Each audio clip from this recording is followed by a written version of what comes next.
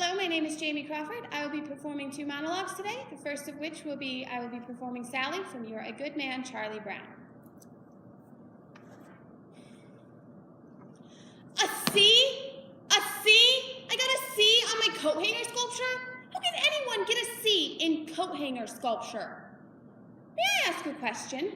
Was I being judged on the piece of sculpture itself? If so, is it not true that time alone can judge a work of art?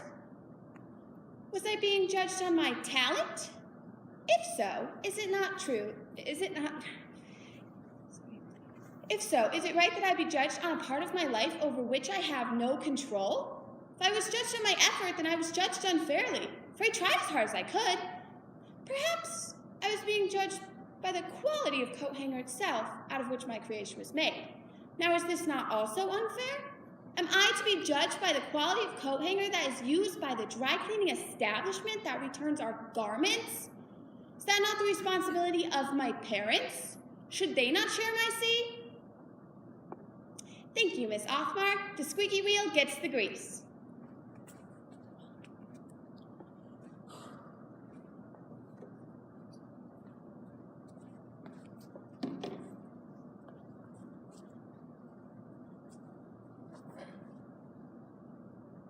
I'm not going to let you hurt me, Nora. I'm not going to let you tell me that I didn't love you or that I haven't given you everything that I've given Lori. God knows I'm not perfect. I know because enough angry people in this house have told me so tonight. But I am not going to be a doormat for all the frustration and unhappiness that you or your Aunt Kate or anyone has laid upon my feet. I do not create the universe. I do not decide who lives or who dies, who's rich or who's poor, who feels loved or who feels deprived. If you feel cheated that I had a husband who died at 36, you go on feeling that way, you're going to end up with something a lot worse than loneliness and helplessness. And that is self-pity. Believe me, there is no leg twisted or bent that is more crippling than a human being who thrives on his own misfortunes. I am sorry, Nora, if you feel unloved, and I will do everything I can to make it up to you. Except apologize. I'm tired of apologizing. After a while, it becomes your life's work, and it doesn't bring any money into the house. If it's taking your pain and your Aunt Kate's anger to get me to start living again, God will give me the courage to make it up to you. But I will not go back to being that tired, helpless woman that I have created. I've already buried someone I love. Now, it's time I buried someone I hate. Thank you.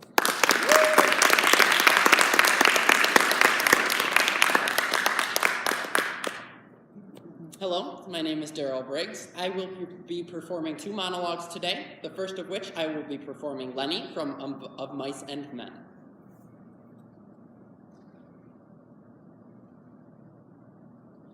Why do you got to get killed? You ain't so little as mice. I didn't bounce you so hard. Now George ain't gonna let me tend no rabbits. He finds out you got killed.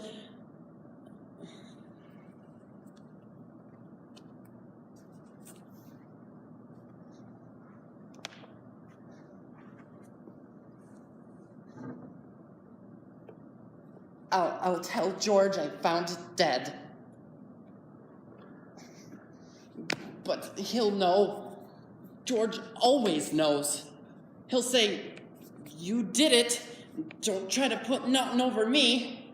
And just for that, you don't get to tend no you-know-whats. Damn you! Why do you got to get killed? You ain't so little as mice. No, he won't let me. He won't let me. You wasn't big enough. They told me you wasn't. Maybe George won't care. This here pup wasn't nothing to George. Thank you. The second piece I will be performing is Anthony from Unbearable Hotness.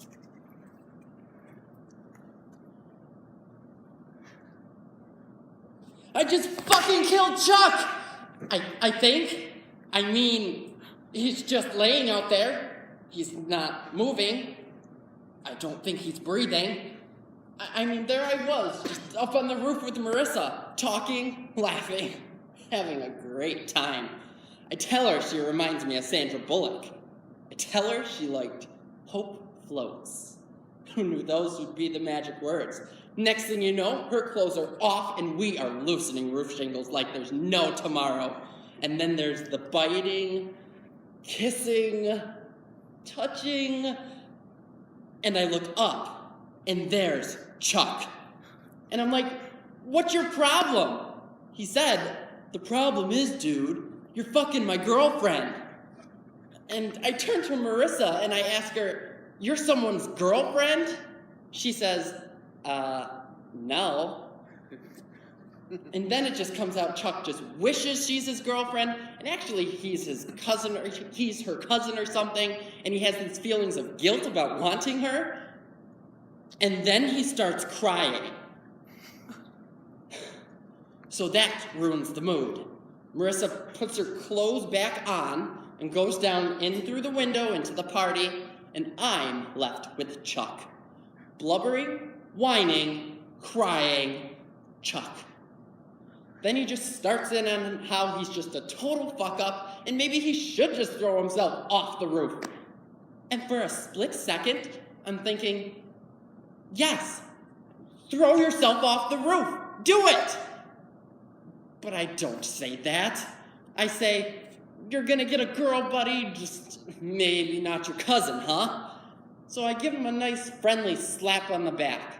A nice manly slap on the back. He looked heavy. I mean, who knew we'd go flying? Who knew we'd go flying right off the roof? Thank you.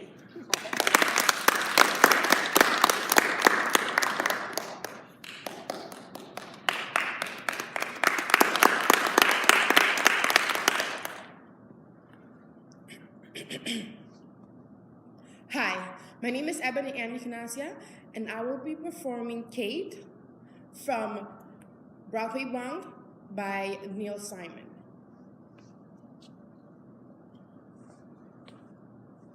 What do I want to do? Is that how it works? You have an affair and I get the choice to forget about it or live alone for the rest of my life? It's so simple for you, isn't it?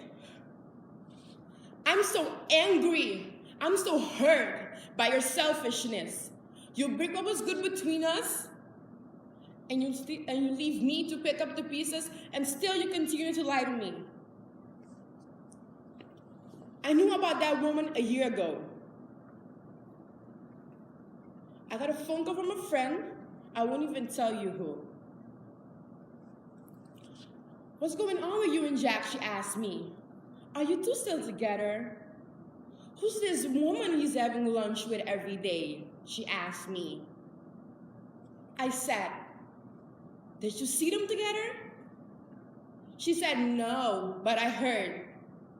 I said, don't believe what you hear, but believe what you see. And I hung up on her. Did I do good, Jack? Did I defend my husband like a good wife? A year I lived with that, hoping to God it wasn't true. And if it was, praying it would go away. And God was good to me. No more phone calls. No more stories about Jack and his lunch partner. No more wondering why you were coming home late, even when it wasn't busy season. Until this morning. Guess who calls me? Guess who Jack is having lunch with twice last week in the same restaurant? Last year's lies don't hold up this year, Jack. This year, you have to deal with it. Thank you.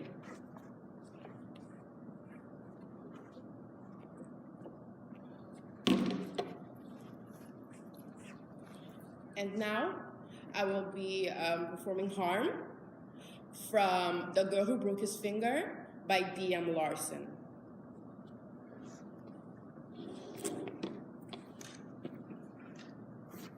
I don't like to be touched by anyone ever. Touch me, and I touch you back with my fist. I want to hurt them, cause them pain like they did to me, suffer, squirm, beg for mercy. This guy touched me once with a big smile on his face, like he did it to be funny. And I broke his finger, begging attention again for it. I must have racked up a few years by now.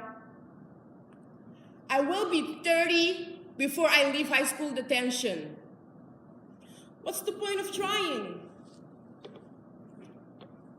No point in being good and pretending, because it never gets me anywhere. I've stopped wishing I'm something I'm not. Thank you.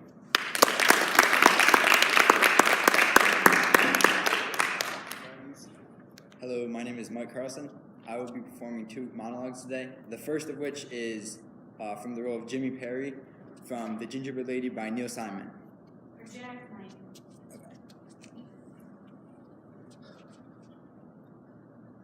I'm okay. I'm not upset anymore. I'm all right. I know my leg is shaking, but I'm all right. They pushed the opening of the show back one night. It's opening Tuesday instead of Monday. It's also another actor instead of me. They fired me. The little son of a bitch fired me 3 nights before the opening. Fired by a 19-year-old producer from Oklahoma A&M. Look at that leg. Do you realize the tension that must be going on in my body right now? Everybody in the cast wanted to walk out on the show. I wouldn't let them. Even the director was crazy about me. The entire cast, shocked. 3 nights before the opening. He didn't even get somebody else to tell me. He wanted to tell me himself. He stood there with a little smile on his goddamn baby face and said, "Sorry, Jimmy, it's just not working out." 3 nights before the opening. My name was in this Sunday Times ad. I've got 18 relatives from Paterson, New Jersey, coming to the opening. 6 of them already sent me telegrams. My Aunt Rosario sent me a candygram. I already ate the goddamn candy. Everybody in the cast wanted to walk out on the show. I won't let them. Even the director was crazy about me. I can't breathe. I can't catch my breath. I'm so upset. I gotta calm down. I'll be all right. Do you know how it feels for a grown man to plead and beg to a child? A child! I said to him, "You're not happy? I'll do it any way you want. Faster, slower, louder. I'll wear a dress. I'll shave my head. I'll relieve myself on stage in front of my own family. I'm an actor. Give me a chance to act." He turned his back on me and shoved a Tootsie Roll in his mouth. Thank you. The second monologue I will be performing is from The Genius, and it is the part of The Boy by Horace Holland.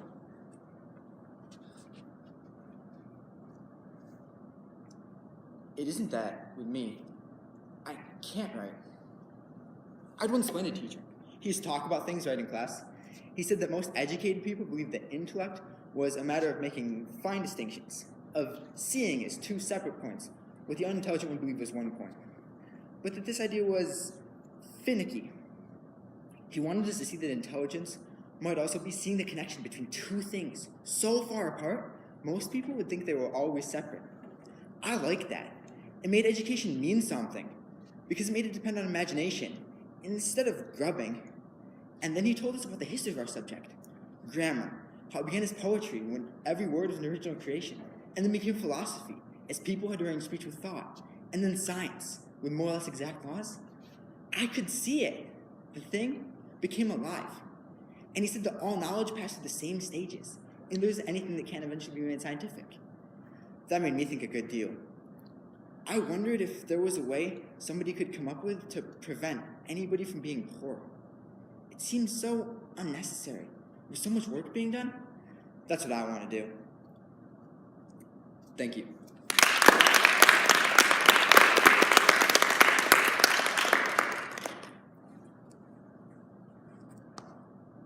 Hello, my name is Jaisha Wolford, and I'll be performing 2 plays. The first will be Rose from the play Fences by August Wilson.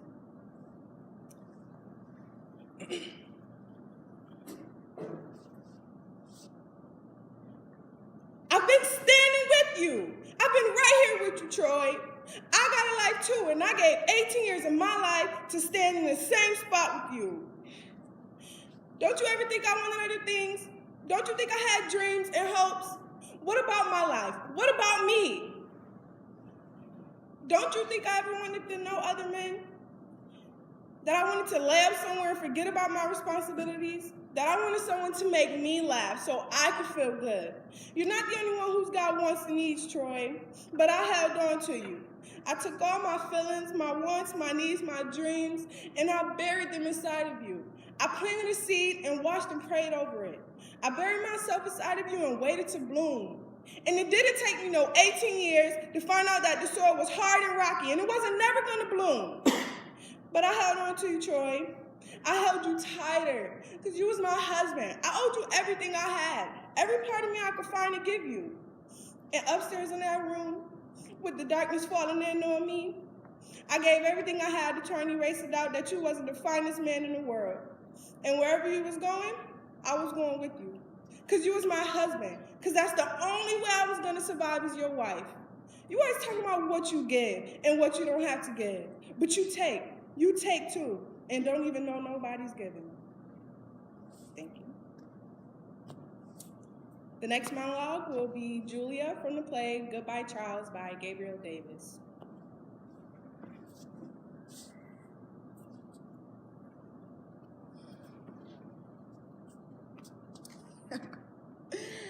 I ate them. That's right. I ate the divorce paper, Charles. I ate them with ketchup, and they were good. Good. You probably want me to get serious about our divorce. The thing is, you've always took our marriage as a joke. So let's use logic here. If A, we never had a serious marriage, then B, we can't have a serious divorce. No, we can't. The whole thing's a farce, Charles. A farce that tastes good with ketchup. I mean, wasn't it just last week your dad asked you the reason you walked down the aisle with me and you said, for the exercise. That's funny. You're a funny guy, Charles. I'm laughing, I'm not crying. I'm laughing because you're about to give up on a woman who is infinitely lovable. Thank you.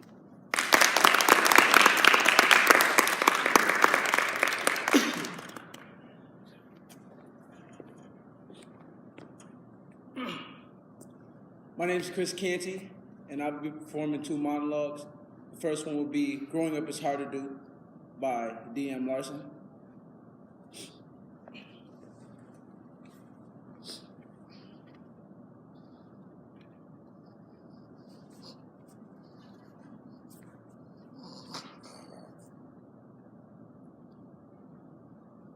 I feel so strange tonight. Waking up in the full moon's light. Something had changed. I'm not the same. Getting hairy? More hairy than I thought a man could ever be. This is really scary. And my voice is changing. Was that a howl? In my hands. Look at my nails. Did I forget to cut them? Are they longer and sharper than before?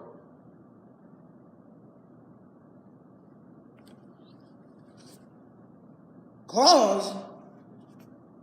Actual claws? Mirror. Where's the mirror? Is that a growl? From my stomach? What's there to eat? I could really use some meat.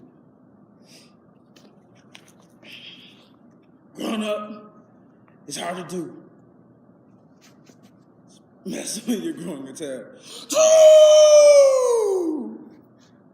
Thank you. The next one will be Corey, part of Corey from Fences by August Wilson.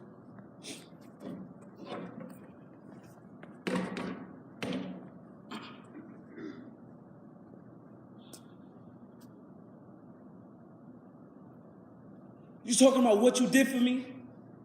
What you ever give me? You ain't never gave me nothing. You ain't never done nothing but hold me back. Afraid I was gonna be better than you.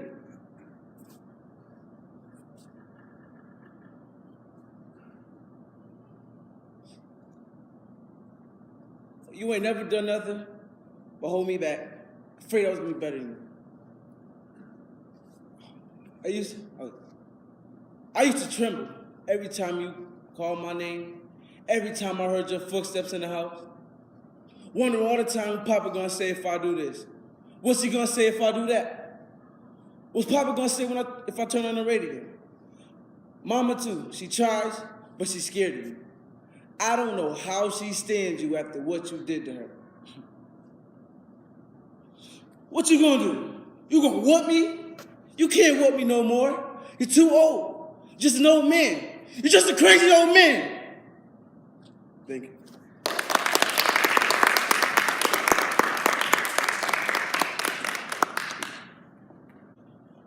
Hello, I'm Jonathan Reddy, and I'll be playing the role of Azdet from the Caucasian Shock Circle by Berchtold Brecht. Surprised I didn't hand you over, but I couldn't hand over a bedbug to that beast of a policeman. It goes against my grain. Don't tremble at the sight of a policeman, so old and yet so cowardly. Finish your cheese, but eat it like a poor man, or else they'll still catch you. Do I have to explain to you how a poor man behaves? This box is the table. Put your elbows on the table and surround your arms and surround the plate with your arms as though you expect it to be snatched from you at any moment now. What right have you to be safe? Now hold the knife as if it were a small sickle and don't look at your cheese greedily. Look at it mournfully because it's about to disappear. Like all good things, they're after you. That speaks in your favor, but how can I be sure they're not mistaken about you? In Tiflis, they once hanged a landowner, a Turk. He proved that he could quarter his peasants instead of merely cutting them in half, as is the custom, and he squeezed twice the amount of taxes out of them as per usual. His zeal was above all suspicion, yet they hanged him like he was a common criminal. Why? Because he was a Turk, something he couldn't do much about. An injustice. He went to the gallows like Pontius Pilate into the creed. In a word, I don't trust you.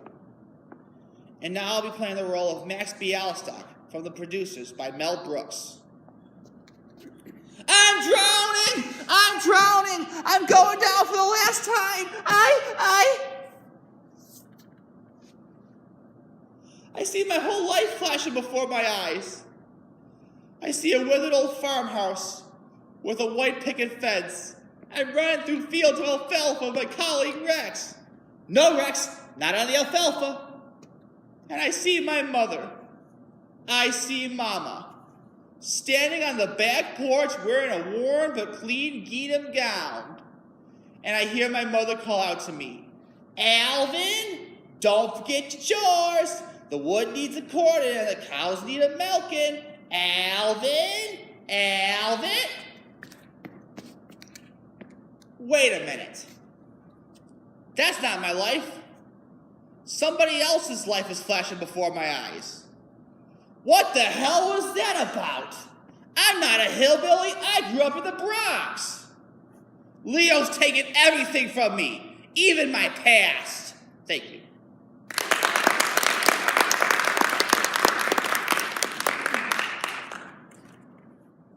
Hello, my name is Anna Lewis. Today I will be performing 2 monologues. The first will be Mary Warren's from The Crucible.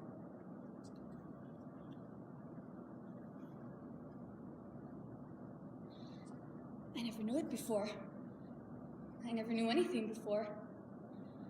When she came into the court, I say to myself, I must not accuse this woman, for she sleeps in ditches and is so very old and poor. But then she sit there, denying and denying, and I feel the misty coldness climbing up my back, and the skin of my skull beginning to creep, and I feel a clamp around my neck, and I cannot breathe air. And then I hear a voice, a screaming voice, and it was my own voice. And all at once I remember everything she'd done to me. So many times, Mr. Proctor, she came to this very door begging bread and a cup of cider. And mark this, whenever I turned her away empty, she mumbled. But what does she mumble? You must remember, Goody Proctor, last month, on Monday, I think, when she walked away empty, I thought my guts would burst for 2 days after. Do you remember it? And so I say this to Judge Hathorne, and he asks her so, Sarah Good, says he, what curse do you mumble that this girl must fall sick after turning you away? And then she replies, why, Your Excellence, no curse at all. I only say my commandments. I hope I may say my commandments, says she. And Judge Hathorne say, recite for us your commandments. And of all the 10, she could not say a single one. She never knew no commandments, and they had her in a flat lie. Thank you. The second monologue I will be performing will be Miss Cream from The Man Who Came to Dinner.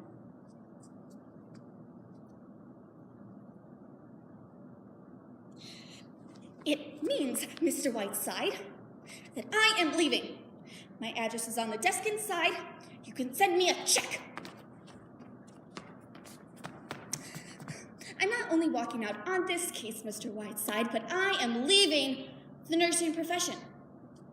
I became a nurse because all my life, ever since I was a little girl, I was filled with the idea of serving a suffering humanity. After 1 month with you, Mr. Whiteside, I am going to work in a munitions factory. From now on, anything I can do to help exterminate the human race will fill me with the greatest pleasure. If Florence Nightingale had ever nursed you, Mr. Whiteside, she would have married Jack the Ripper instead of founding the Red Cross. Good day. Thank you.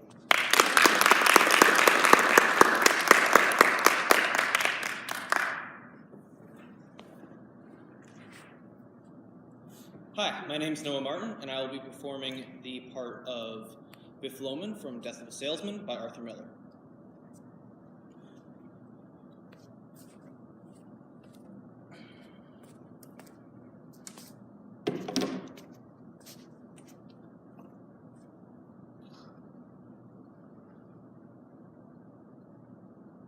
You know why I had no address for 3 months? I stole a suit in Kansas City, and I was jailed. I stole my way out of every good job since high school, and I never got anywhere because you blew me up so full of hot air that I could never stand taking orders from anyone. That's whose fault it is, and it's goddamn time you heard it. I had to be boss big shot in 2 weeks, and I'm through with it. Willie, I ran down 11 flights with a pen in my hand today, and suddenly I stopped. You hear me? In the middle of that building. You hear this? I stopped in the middle of that building, and I saw the sky. I saw the things I love in this world.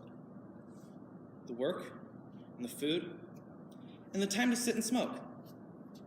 And I looked at that pen in my hand, and I said to myself, what the hell am I grabbing this for? Why am I trying to become what I don't want to be? What am I doing in an office? Making a contemptuous, begging fool of myself, when all that I want is out there, waiting for me the minute I say I know who I am. Why can't I say that, Willie? Pa, I'm a dime a dozen, and so are you. I am not a leader of men, and neither are you, Willie. You are nothing, you were never anything but a hard-working drummer that landed in the ash can, just like the rest of them. Pa, I'm nothing. I'm nothing, Pa. Why can't you understand that? I'm just what I am. Nothing else. There's no spite in it anymore. Why can't you understand that? Will you let me go, for Christ's sake? Will you take that phony dream and burn it before something happens? Thank you. My next monologue is the part of Mesmero from the play Between Good and Evil by D.M. Larson.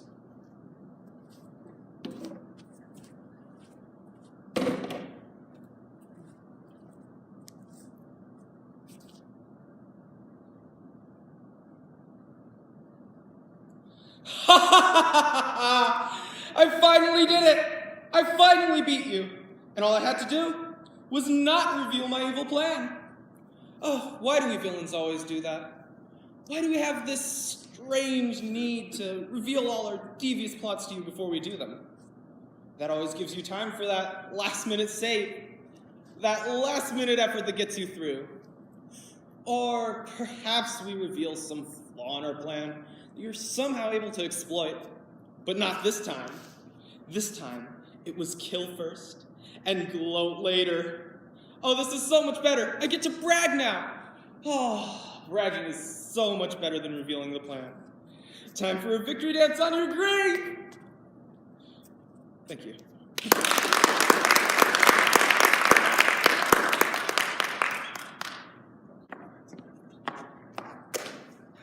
Hello, my name is Danielle Grimm. I will be performing 2 monologues for you today, the first of which will be the part of Viola in William Shakespeare's Twelfth Night.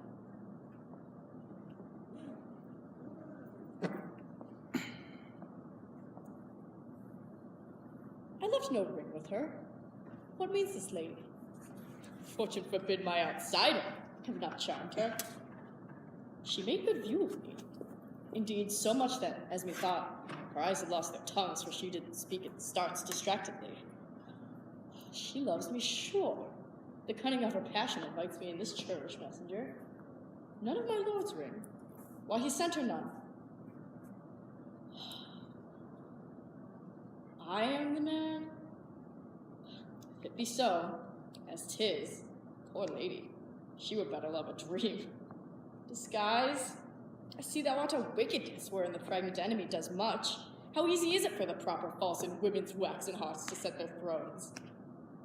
Alas, our frailty is the cause, not we. For such as we are made, of such we be. How will this fadge? My master loves her dearly, and I, poor monster, fond as much on him, or she, mistaken, seems to dote on me. What will become of this? As I am man, my state is desperate for my master's love. As I am woman, now alas the day, what thriftless sigh shall poor Olivia breathe? No time. Thou must untangle this, not I. 'Tis too hard enough for me to untie. Thank you. For the second monologue, I will be performing the role of Gypsy Rose Lee in Arthur Laurent's Gypsy. I said turn it off! Nobody laughs at me because I laugh first at me. Me, from Seattle. Me with no education, and me with no talent, as you've kept reminding me my whole life. Well, look at me now. A star! Look how I live. Look at my friends. Look where I'm going. I'm not staying in burlesque, I'm moving. Maybe up, maybe down, but wherever it is, I'm enjoying it. I am having the time of my life, because for the first time, it is my life. I love it. I love every second of it. And I'll be damned if you're going to take that away from me. I am Gypsy Rose Lee. I love her. And if you don't, you can clear out right now. Thank you.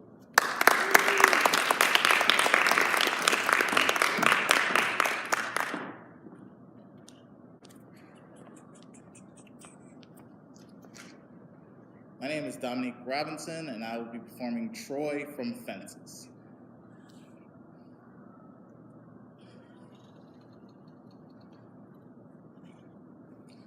Like you? Who says I have to like you? What law is it that says I have to like you? Want to stand here and ask a damn fool-ass question like that? Talking about liking somebody. Come here, boy, when I'm talking to you. Straighten up, damn it. I asked you a question. What law is it that says I have to like you? You eat every day? You got clothes on your back? Why do you think that is? Hell, I know because of me. But why do you think that is? I go out every day, bust my butt, putting up with them crackers because I like you? About the biggest damn fool I ever saw. It's my job. It's my responsibility. A man gotta take care of his family. Not because I like you.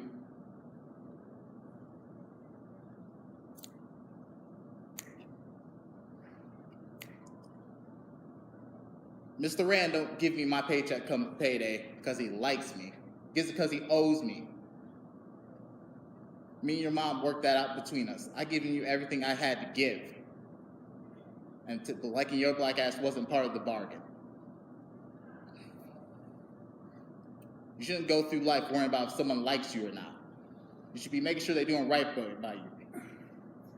You understand what I'm saying, boy? Thank you. The second monologue I will be doing is Felix from Bird in the Hand.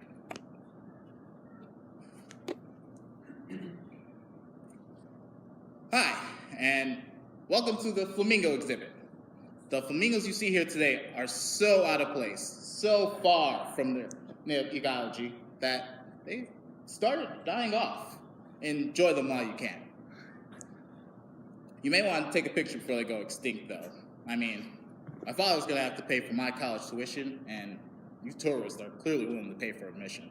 It's not like it's anyone's fault, though. The birds are gonna die eventually.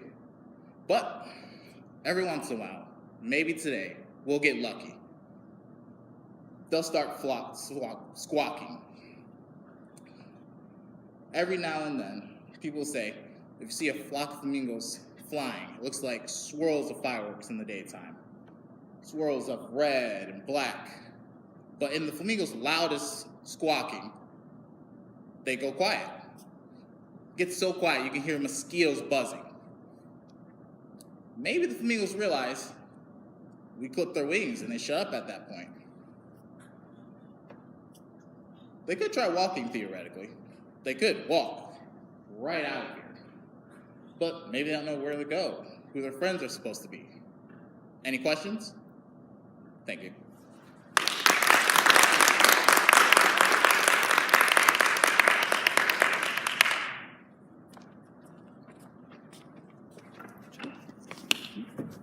Hi, my name is Zach Antonucci, and I'll be performing 2 monologues today, the first of which is a part of Brad from A Devil Inside.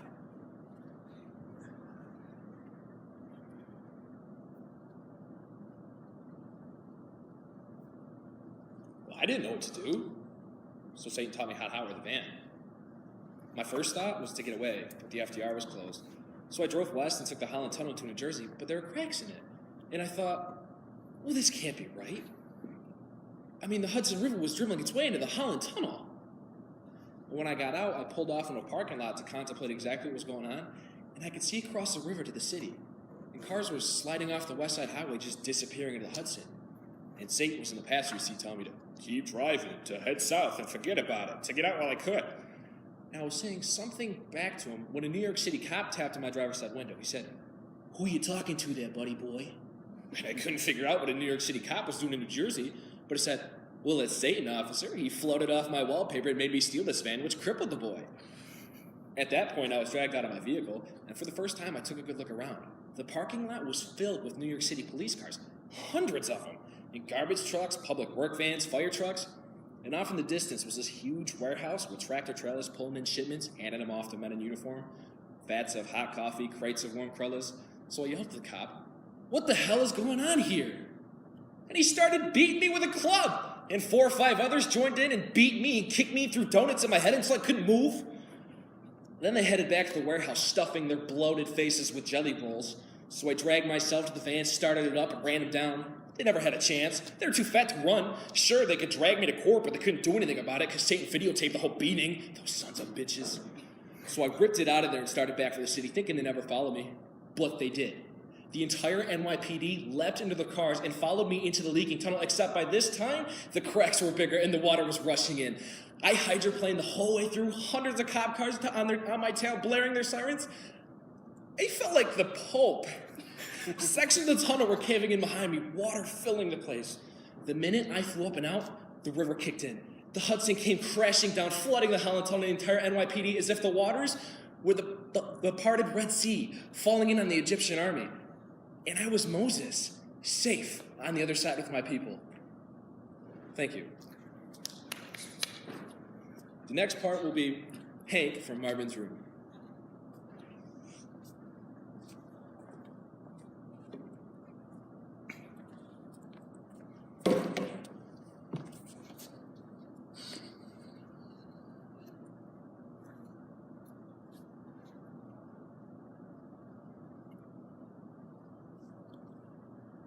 Most of the time, I keep to myself. Most of the time, I just sit in my room. I've got a roommate. Most of the time, he's just got his face on the wall. Most of the time, I think about not being there. I think what it would be like to be someone else. Someone I see on TV or in a magazine, or even walking free in the grounds. They can keep me as long as they want. It's not like a prison term. I've already been there longer than most. A lot of the time, I think about getting this house with all this land around it. And I get a bunch of dogs, too. No little ones that you might step on, but big dogs, like a horse. And I let them run wild. They never know a leash. And I build a go-kart track on my property, too. Charge people to race around it. Those places pull in the bucks. I'd be raking it in. And nobody would know where I was. I'd be gone. Most of the time, I just want to be someplace else. Thank you.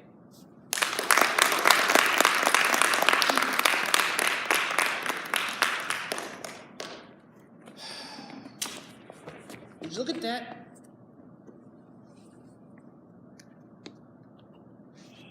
So what happened? So many things. I had a few drinks and I had made a few bad decisions. Oh, It started off so great. I met this hot guy. as usually does when you come in the house. But then it became a serious matter. I'm gonna get kicked out of my church. I know. I don't know what to tell you. Has this ever happened to you? Not exactly, but you know, I always tell you to do what I do. What did you do? Talk to someone, but it never got that far. I gotta talk to my parents. Do you think I'm doing the right thing? Absolutely. Are you sure? Yeah, Alright, I'll go through with it. You'll be with me, right? I will be with you. Thank you. I'm so proud of you. Thank you.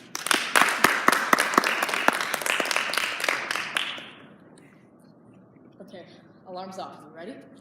I guess. There's a 20-second window once the spotlight passes. Then we move. I know.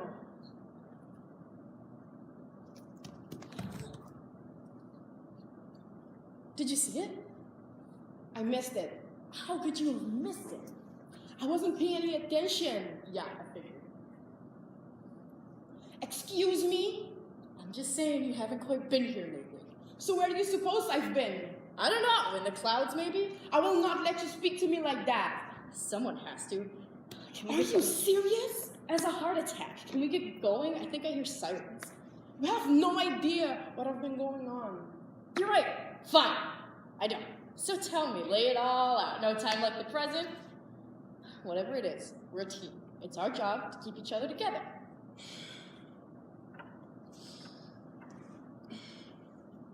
You're right. I'm sorry. It's just, I've been so distracted since I got the phone call. I'm so sorry to hear that. Can you imagine getting that kind of phone call on the job? No, not a bit. Everything seems so pointless now. I'm here for you, buddy. I need to find a sense of purpose, something to keep me going. I'll help you as much as I can. I just don't know. It feels like I'm running out of time. I know the feeling. I love it.